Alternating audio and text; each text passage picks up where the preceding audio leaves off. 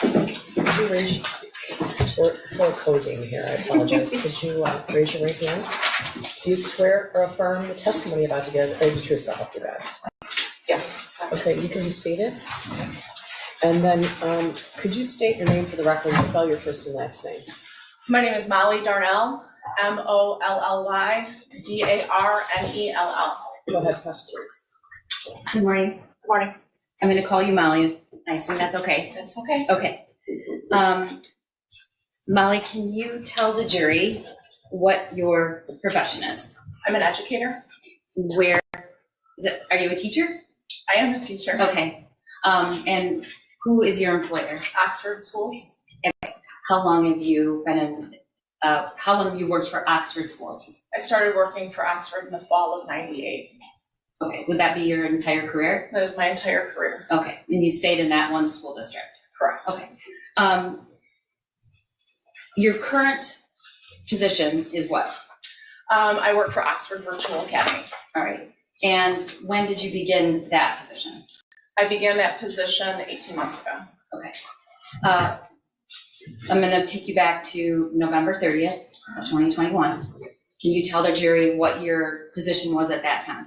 At that time in Oxford, I was under teacher contract, but I was the ELA coach and the International Baccalaureate Coordinator. So I worked specifically with curriculum and teachers,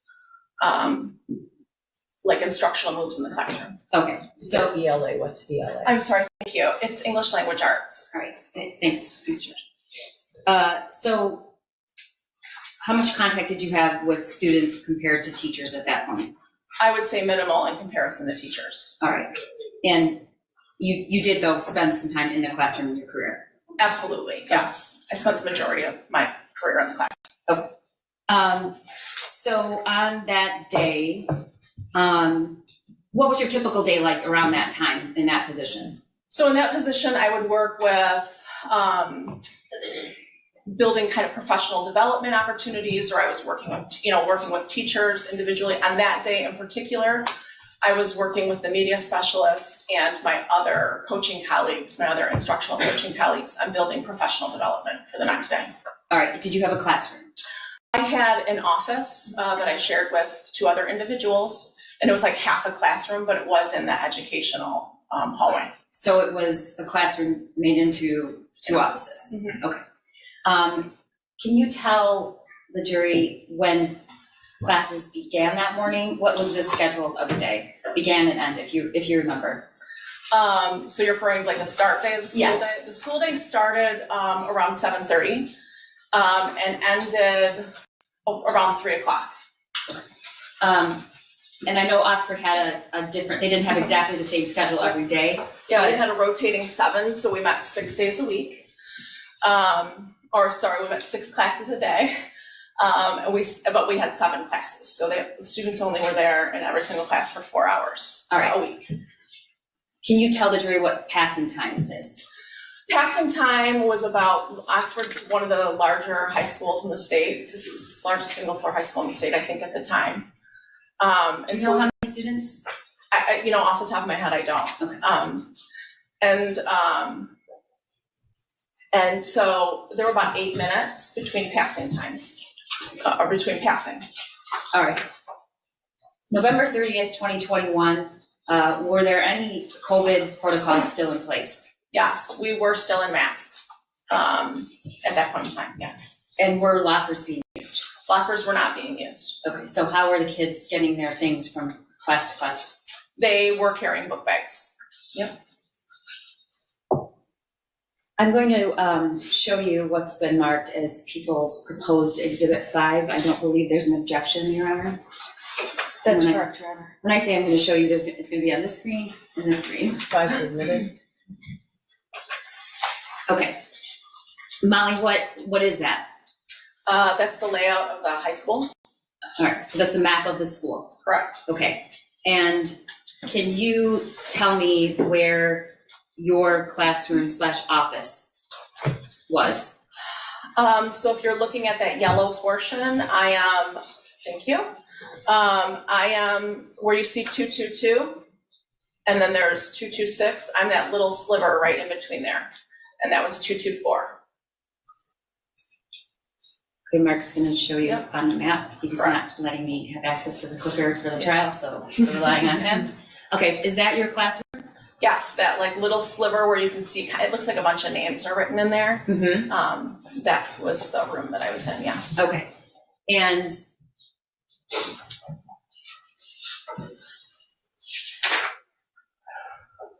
I'm gonna take you to around the time of about 12:50. Okay. What were you doing during that time? So on that day, the year prior, I was in the classroom, and I had a student who popped by around that time just to check in and wanted to chat. I had a chat with her. There was, I believe it was the beginning of passing that she stopped by. We had a quick little chat.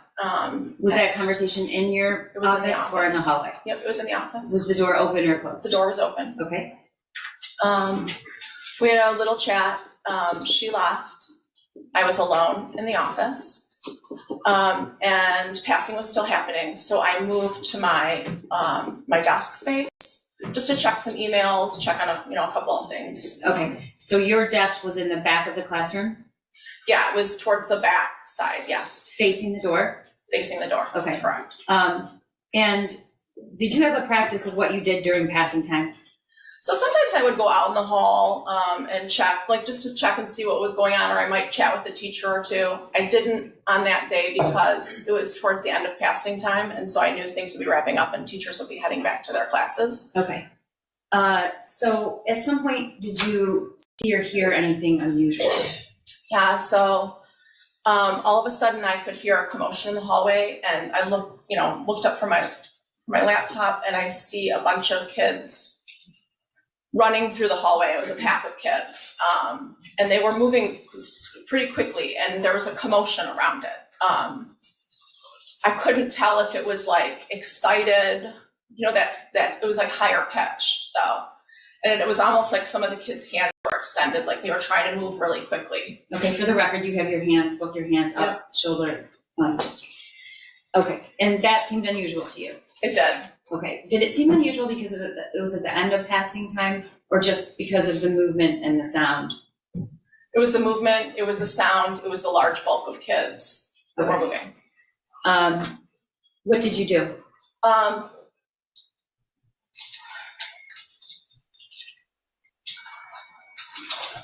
I exited my office. I believe that there was possibly a fight. So I run out of my office. I'm about midway through where 222 is.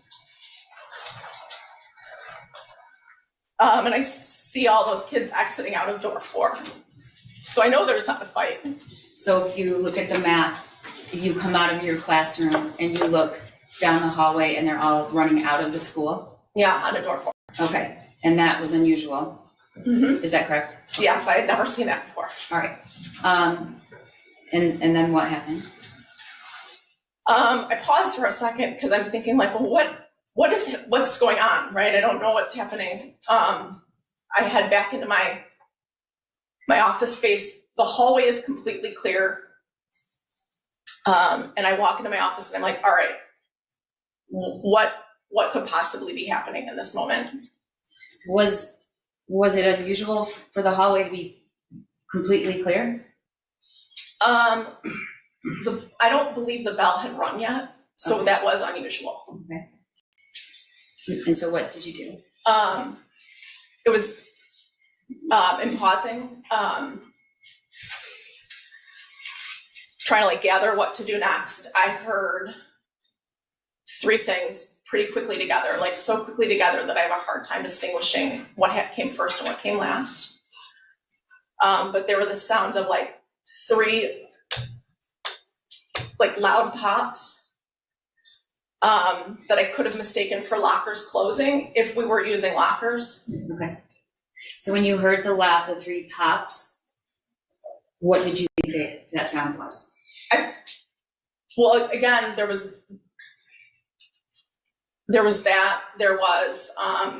doors started slamming. I could hear like boom, boom, boom, boom.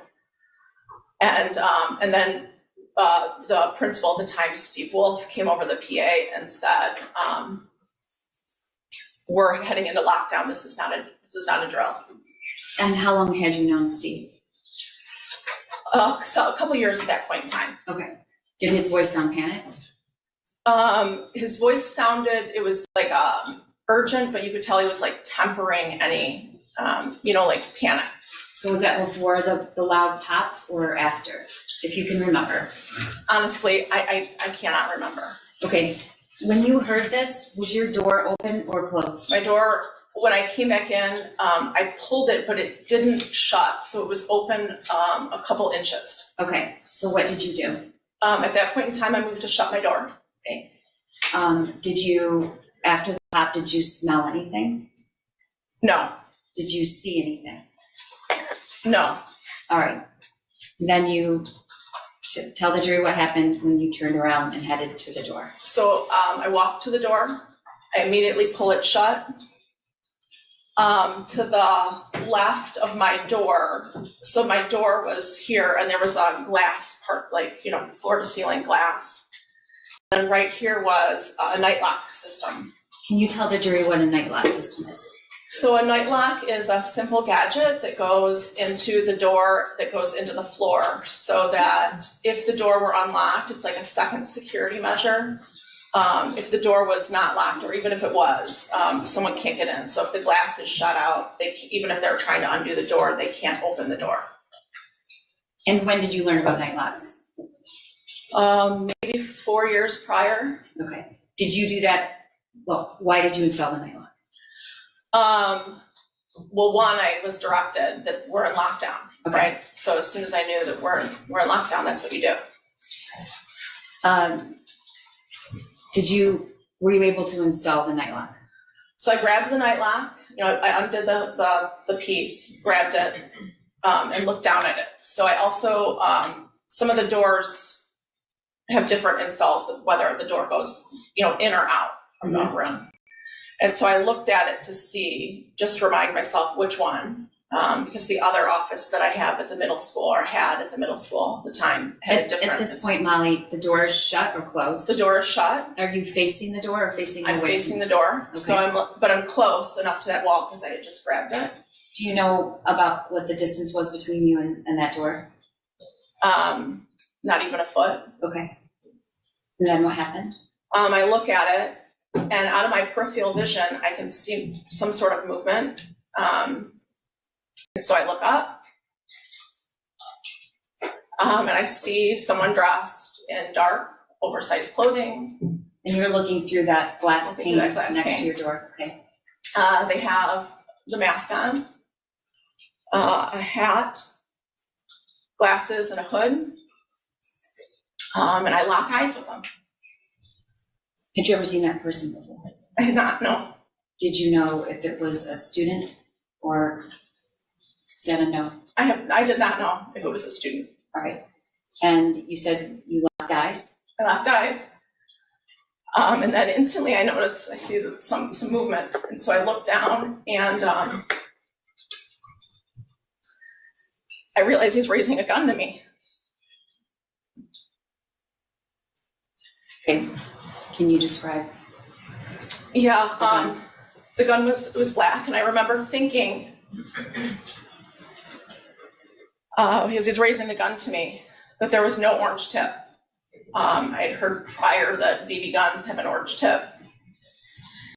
When you say he was raising the gun, can you explain what that looked like?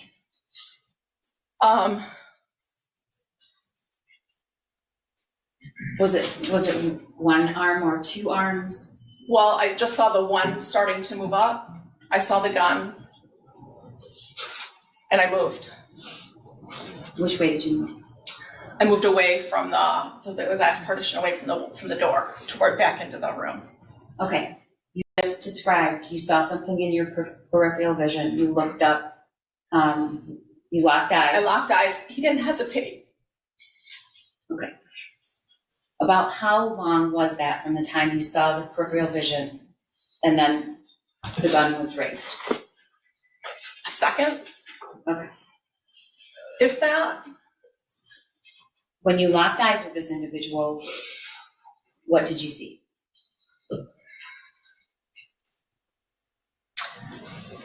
I'm sorry, can you repeat that question? Describe that for me.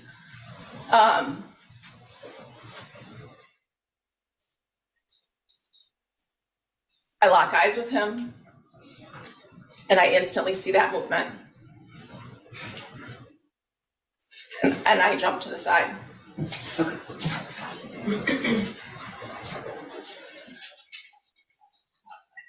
What happened after you jumped to the side? As I jump, And was did you ever get the night lock installed at that the point? night lock is not installed at this point. So when I move, I kind of jump and turn my body this way at the same time. Okay, and for the record, you're motioning, turning your Yeah. shoulders to the right. To the right. Mm-hmm. And I feel like my left shoulder moves back a bit, and I feel a burn like hot water had stung me. Where did you feel that? In my arm, Which arm? in my left arm. Okay, and you're pointing to your Yeah. right below your shoulder? Yep. Okay. And are you standing up? Are you sitting down? I'm standing up at this point in time. I feel that hot burn go through my arm, and I turn back. There was a window in the back of my room that leads out to the courtyard, and I see a bullet hole.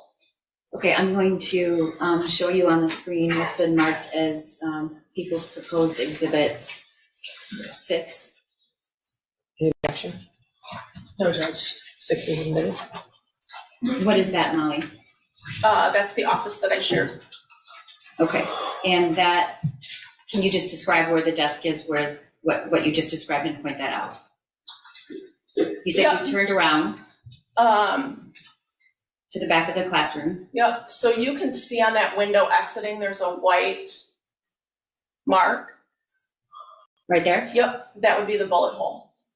Is that what you noticed when you turned around? That is what I noticed when I turned around, correct. Okay. At this point, what were you thinking? A BB gun can't do that.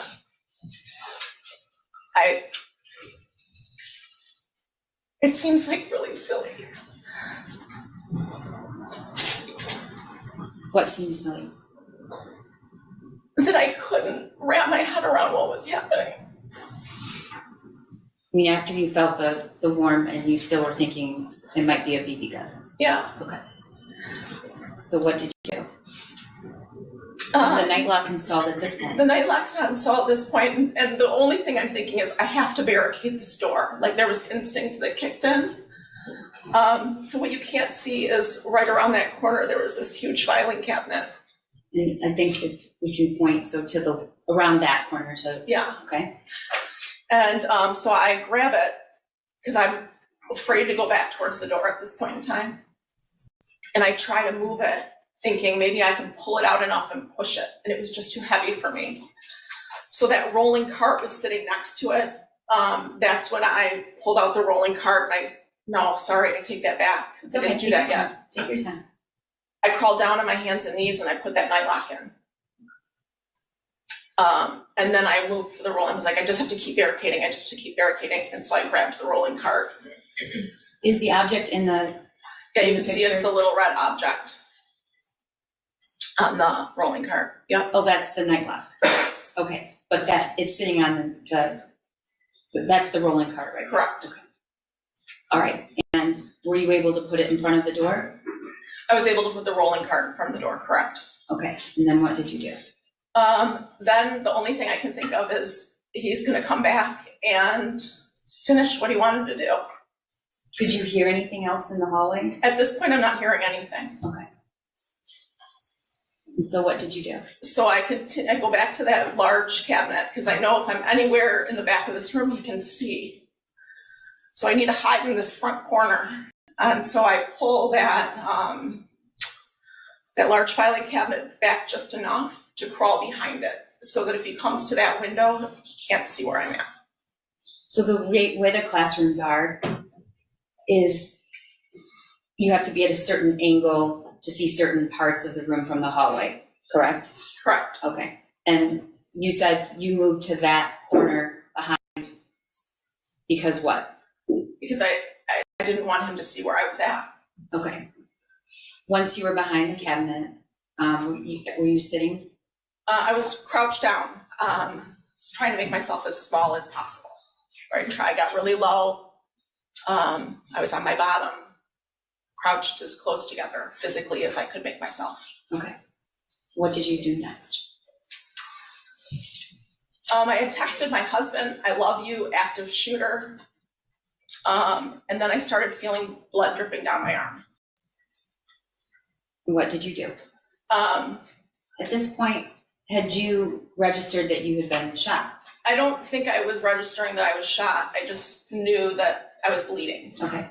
What did you do? I had a cardigan on that day, and so you can see in the photo there's this red little bag on the side, on the right side of the wall. Those are medical response bags that we keep in every room. So if someone's bleeding or if a tourniquet's needed, they're in there, but I was too afraid to go back and grab it. So at that point I knew I needed to put a tourniquet on. I knew I was bleeding. I removed my cardigan and I used one of the sleeves of the arm, wrapped it up on top and pulled with one arm, my teeth with the other, to tighten it. And Molly, how many inches down was that wound? It sits right here. Okay. And you brought a cardigan so that you could show the jury what that looks like, so they know exactly where you were hit? Yep. Go ahead.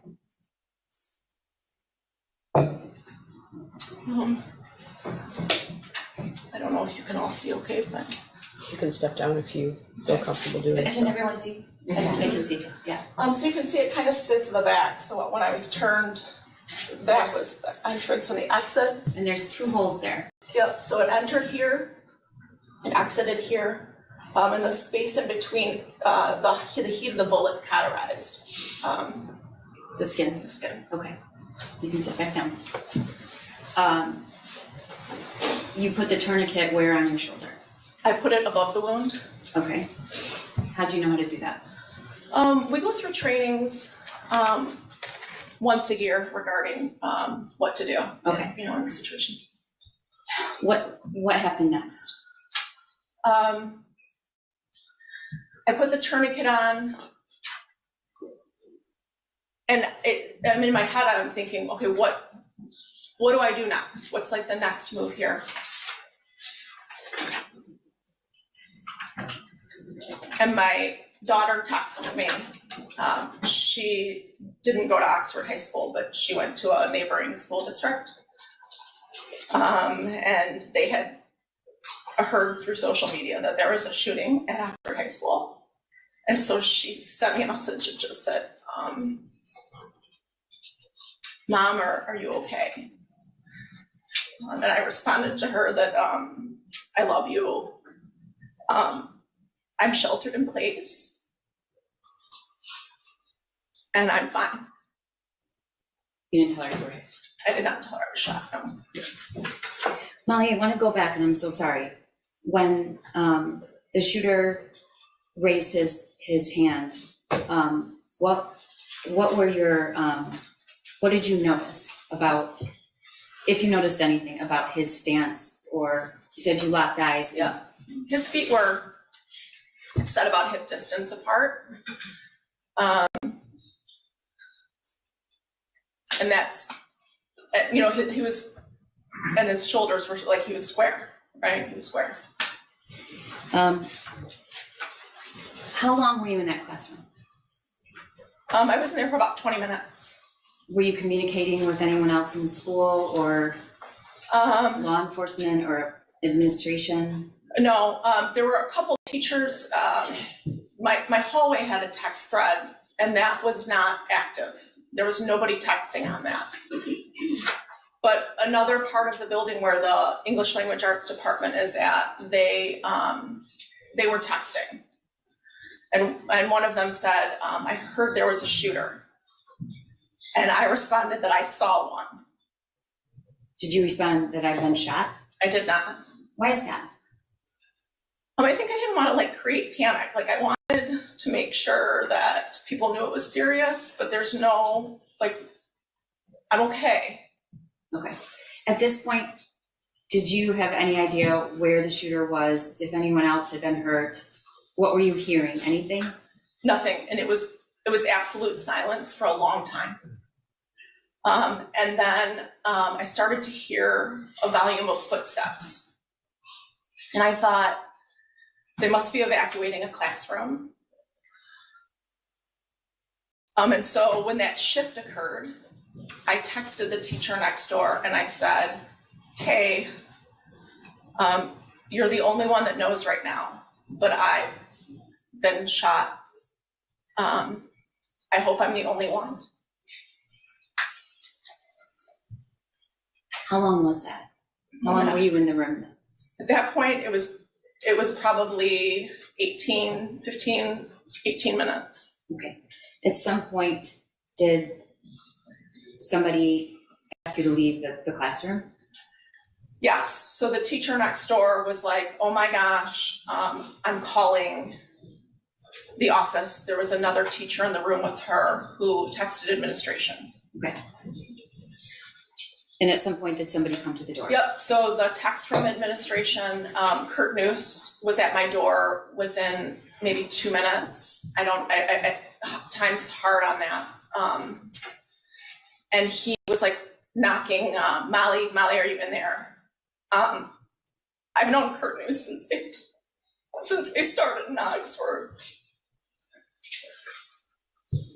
I did not trust that was him at my door. What were you afraid that it was? I don't know. Everything that I knew to be reality wasn't.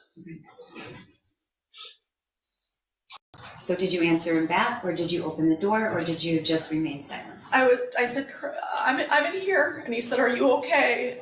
I don't remember how I responded. It was within a second or two that then there were police at the door, and they were like, are you in here? Are you injured? I said, yes.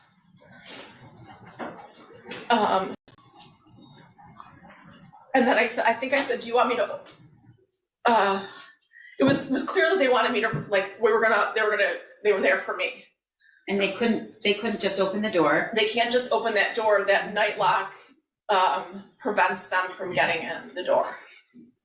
And Molly, if you know, how would you get into that room if someone doesn't remove the night lock from the inside? Is there a way? So I know there's a special tool to use, but you'd have to take everything off that door, and that's all steel.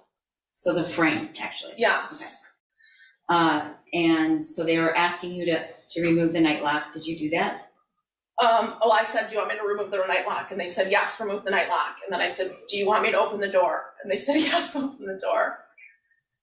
And I'm down on the ground while I'm doing all of this. Like, I'm removing the night lock and I'm opening up the door from my knees.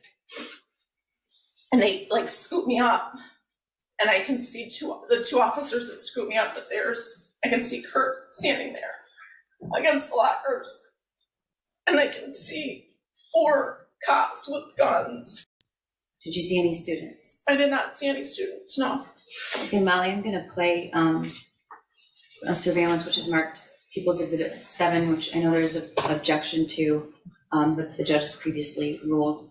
Just to let the jury know, you're not gonna see any victims in this, except for Molly, nor are you going to see any students.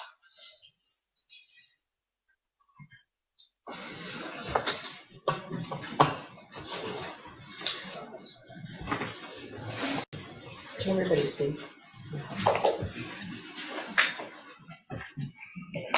While he's getting that on the monitor, when you say you saw 2 officers with guns, how far away were they? And were they in the same direction? They were. When they scooped me up, the 2 that scooped me I'm gonna up. stop you. Look here. Yep. Is that the hallway? That's the hallway. Okay. So you can see there's multiple around. So it wasn't just the 2. Where's your classroom in this photo?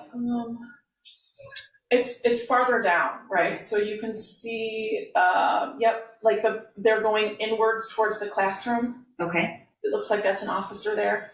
okay, So I knew that they were officers based on the vests that they were wearing. And so they were just around, right, as well, like securing the area, I suppose. all right, can you press play?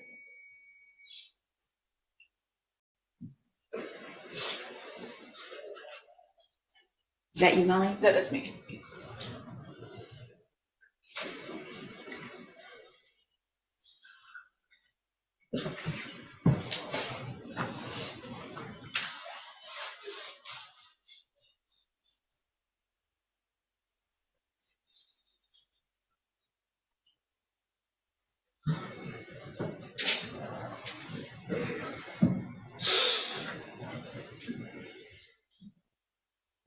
At this point, are you hearing anything in the building?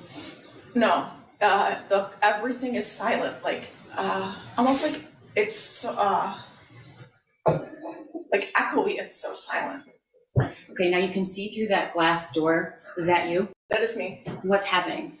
He's removing the self-made tourniquet from my cardigan. He's putting on an actual tourniquet. Okay, and at some point you get into an ambulance, correct? Yes. So at this point, he says, "I'm going to radio to see if there's an ambulance available for you." Making sure that no one else needed it ahead of me. Okay. You eventually get into an ambulance. They take you where? They took me to Lapeer. What happened when you got there? So I get to Lapeer, and the doctor comes out to the ambulance and introduces himself. And they said, I was sitting in the ambulance the entire time, and then they said, "We're going to put you on the gurney." And I said, I can walk. Like, if I can walk, I want to walk. And so they helped me out of the ambulance, and I walk in, and they're like steadying, like kind of almost holding me up, steadying me. And the hallways are lined with doctors and nurses. Did you see any other victims? I did not, no. Okay. And they treated your wound? They did. Okay. Were you able to, I assume they ran some tests. I want to be cognizant of the judge's prior ruling about what you can testify to. But at what point, how long were you at the hospital? I have no idea what time I walked in those doors. Okay. I was there for several hours. Did you learn at some point there were other victims? I did ask when I was in the hospital, is anybody else been injured? And I was, I was told that there were other victims and a few fatalities, yes. Okay, at some point did you hear a teacher was shot? I did. And what did you think?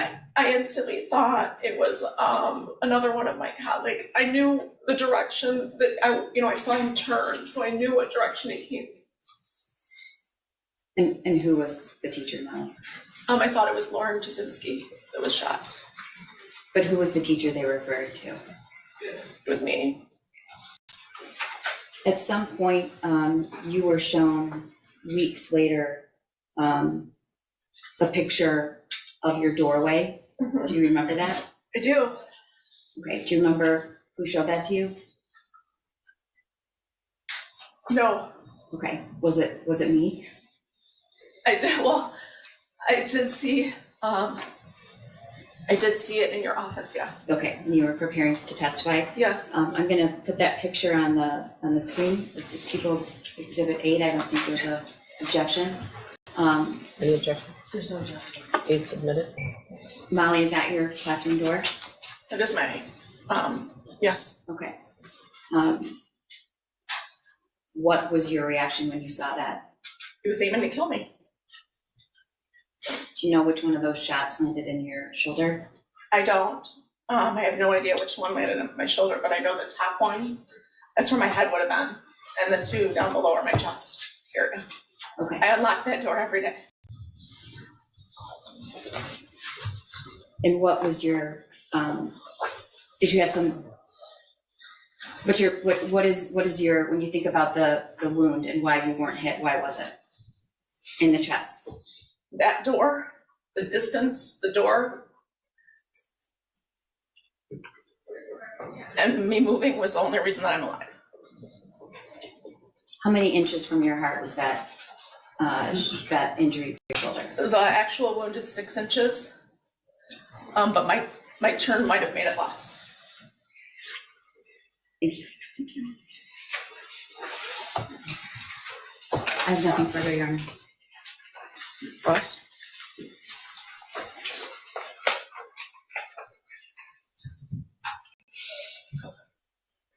I have no questions further. Can this witness be excused, Your Honor? Yes, please. You can step down and you're excused. All right?